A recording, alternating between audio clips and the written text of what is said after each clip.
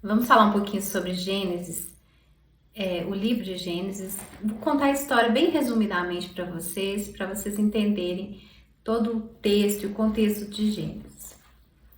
A Bíblia começa falando sobre a criação de Deus. No princípio criou Deus os céus e a terra. A terra era sem forma e vazia, e o Espírito de Deus pairava sobre as águas. Nós vemos esse inicinho mesmo de Gênesis falando: no princípio criou Deus os céus e a terra. Então esse no princípio aí já rendeu muitos debates na teologia durante muitos anos, como tudo surgiu, como tudo foi criado por Deus. Nós não sabemos. Nós sabemos que tudo foi criado pela palavra de Deus, o Espírito de Deus. Nós sabemos que o nosso Deus é Pai, Filho e Espírito Santo, é uma trindade, ou nós falamos também triunidade. Esse Deus criou todas as coisas pela sua palavra. Pelas escrituras nós vemos como foi criado, ele ordenou e tudo passou a existir.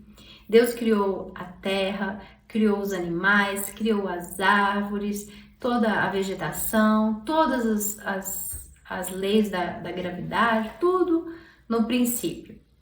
E depois de ter criado todas essas coisas, Deus criou o homem à sua imagem e semelhança. Segundo a Bíblia, Deus criou todas as coisas em 6 dias.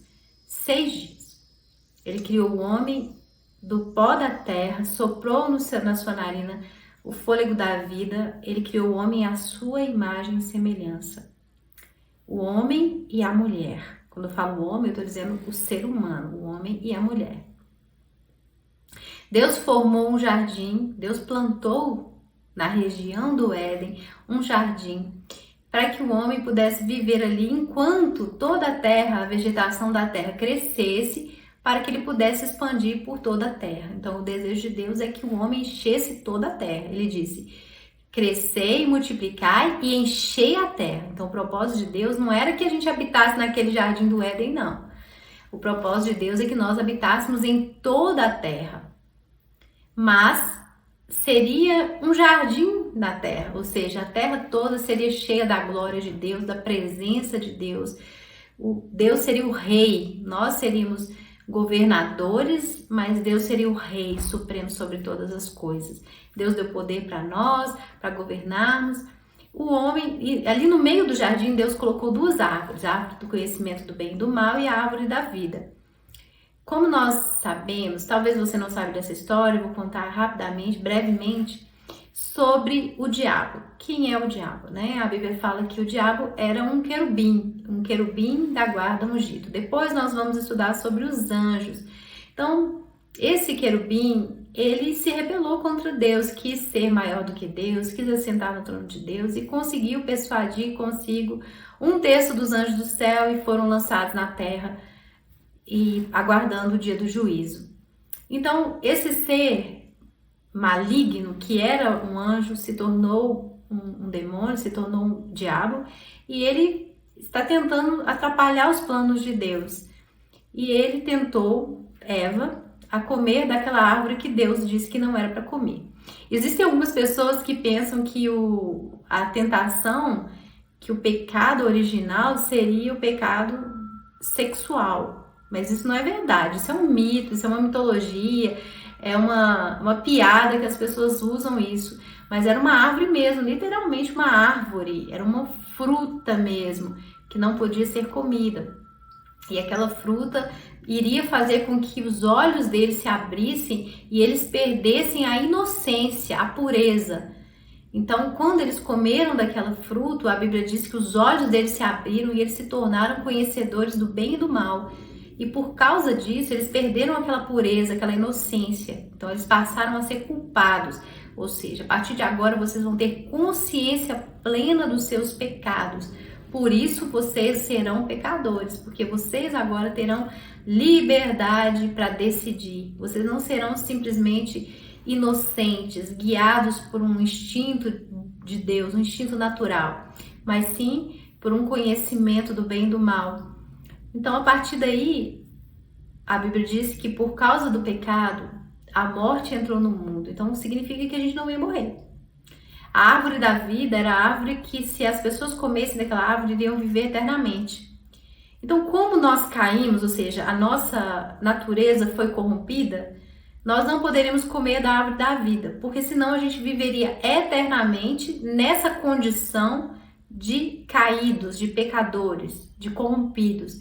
Então a Bíblia fala que Deus expulsou o homem do jardim do Éden e colocou um querubim com uma espada para proteger o caminho da árvore da vida, para que o homem não pudesse comer da árvore da vida e viver eternamente, porque nós não podemos viver eternamente nessa natureza caída que nós temos. Nós só podemos viver eternamente com Deus, porque Deus é santo, se a nossa natureza também for santa. Então, nós precisávamos mudar a nossa natureza para nós habitarmos de novo com Deus. Então, o pecado entrou no mundo, com o pecado veio a morte. Morte significa separação. Então, a separação de Deus, porque Deus é santo e a Bíblia diz que sem santidade ninguém verá o Senhor. Por isso que nós não podemos ver a Deus, porque sem santidade ninguém pode ver a Deus. Então, a solução para a nossa separação de Deus é a santidade. Nós precisávamos de santidade, mas a santidade que nós precisamos, nós não conseguimos ela por nosso próprio esforço, nem pela nossa própria justiça, nem por eu querer ser santo. Eu posso até querer, mas eu não consigo, porque a minha natureza é má. Então, por isso que existia a necessidade de uma atuação divina na minha natureza.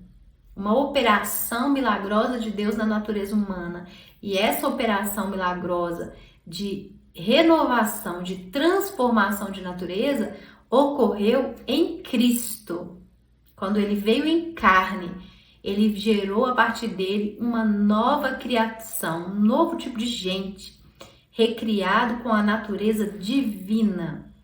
Então era necessário que Deus enviasse um Salvador para transformar a nossa natureza caída numa natureza santa. Depois eu vou entrar nesses detalhes. Eu estou falando só para você entender por que de tudo que aconteceu lá no Éden. Então, por causa do pecado, houve uma separação entre nós e Deus. Nós não podemos mais ver a Deus por causa do pecado, porque sem santidade ninguém pode ver a Deus. Então é uma forma de Deus também nos proteger, porque todo aquele que vir com seus olhos a Deus iria morrer. Então houve necessidade dessa separação de Deus. Então, durante todo esse período, o homem viveu longe de Deus. Nós vimos a história também em Gênesis contada sobre os primeiros filhos de Adão e Eva, Caim e Abel. Nós vemos o primeiro homicídio na terra, que Caim teve inveja de Abel e matou seu irmão. Depois nós vemos o nascimento de Sem, que é o outro filho de Adão. Ele teve esses filhos e tiveram muitas filhas. Então eles começaram a se relacionar entre si e foram povoando a terra conforme a ordem de Deus. À medida que os homens iam se multiplicando na terra, ia se multiplicando também a maldade, a corrupção. Então os homens ficaram maus e totalmente corrompidos. E Deus, a Bíblia diz que Deus havia se arrependido de criar o homem e decidiu destruir a terra. Mas na verdade o desejo de Deus nunca é destruir. O desejo de Deus é nos conduzir ao arrependimento. Então ele enviou um homem justo chamado Noé, pregador da justiça, que pregou a justiça e ninguém quis ouvi-lo, ninguém quis acreditar nele, na pregação dele. Então Deus mandou que ele construísse uma arca, porque a terra seria destruída. Então ele ficou construindo aproximadamente 100 anos a arca e pregando a justiça. E as pessoas não acreditaram que a terra iria ser destruída, porque não se arrependeram, porque não buscaram a Deus.